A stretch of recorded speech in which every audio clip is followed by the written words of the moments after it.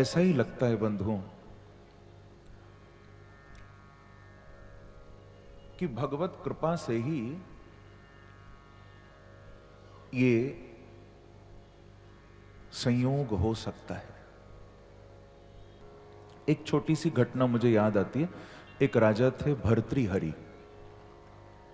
महाराज भर्तृहरि ने अपने जीवन में जागृति पाई।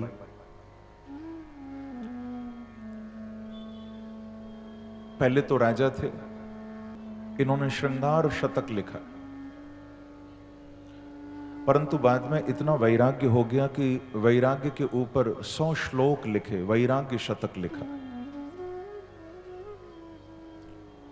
अपना घर बार महल मकान सब महाराज राजकोष छोड़कर महाराज भर्तृहरि वन में आकर निवास करने लगे। एक बार कहिए श्री राधे।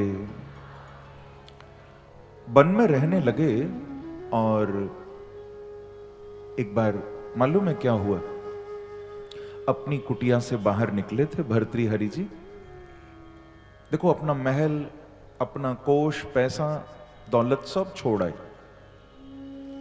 एक दिन कुटिया से बाहर निकले तो क्या देखते हैं कि बाहर जो सामने सड़क जा रही थी,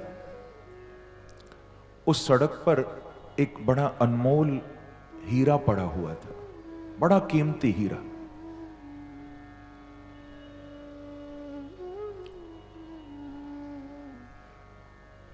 भर्तृहरि जी ने जब वो अनमोल हीरा देखा तो एक बार को मन में आया कि अरे इतना कीमती हीरा, क्योंकि राजा थे ना ये तो पहले, तो हीरों की पहचान थी।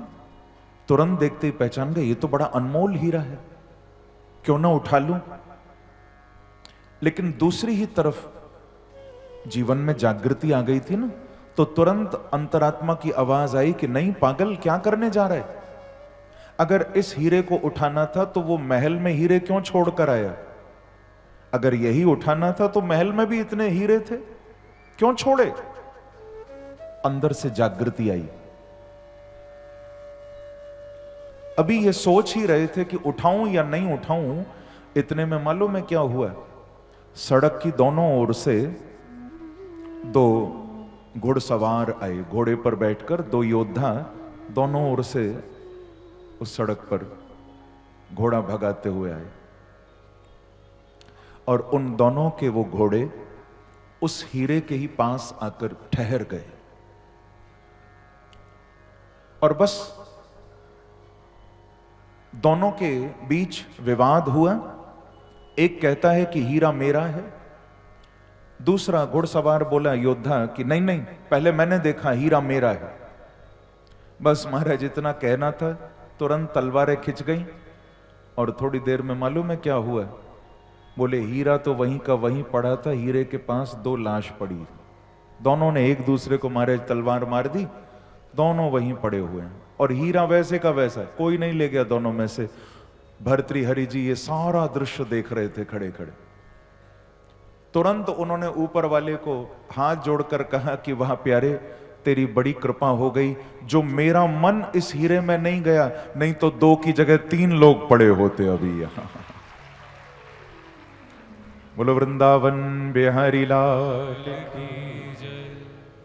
कमाल की बात है भैया, देखो यही तो है बेहोशी। उस जड़ वस्तु के लिए 2 अनमोल जान चली गई, 2 अनमोल जिंदगियां चली गई और वो पत्थर वहीं का वहीं पड़ा है। यही है बेहोशी।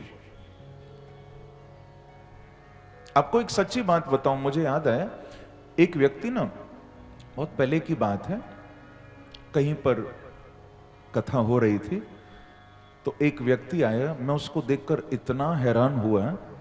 वो महाराज पूरा गले में सोना पहन रखा, हाथों में सोना, इतना सोना उस व्यक्ति ने पहन रखा। मैं हैरान हो गया उसको देखकर, सोना ही सोना पहन रखा। तो मैंने ऐसे उसको पूछ लिया कि भैया इतना आपने ये सोना पहन रखा है, आपको डर नहीं लगता? आज का समय देखो कैसा चल रहा है, इतना तुम सोना पहन के रखते हो, तुमको डर नहीं लगता? बोले महाराज मुझे डर नहीं लगता। क्यों? बोले ये 4 बंदूक वाले रख रखे हैं मैंने साथ में। मैंने कहा कि 4 लोग बंदूक लेकर तुम्हारे साथ तुम्हारे सोने की रखवाली करने चल रहे हैं भैया, तो ये सोना तुमको सुख तो नहीं देता, ये टेंशन पूरी देता है, तो तुम जीवन में सोना पाकर भी सुखी नहीं हो सकते भैया, सुख तो प्रभु के चरणों में मिलेगा। ऐसा सोना पहन कर क्या चलना कि 4 लोग बंदूक लेकर संग में चलो। जागृत होकर जियो। धन प्राप्त करना कोई बुरी बात नहीं है। धन प्राप्त करके अपने जीवन को सुखमय बनाना कोई बुरी बात नहीं है, लेकिन धन को अपना लक्ष्य मान लेना, यही है सोना, यही है बेहोश होना। धन जीवन का लक्ष्य नहीं है। हां, धन प्राप्त करके जीवन में सुख पाया जा सकता है,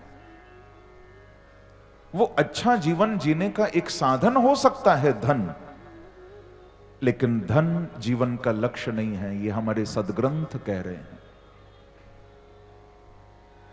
धन प्राप्त करके उस धन का जीवन में सदुपयोग करो।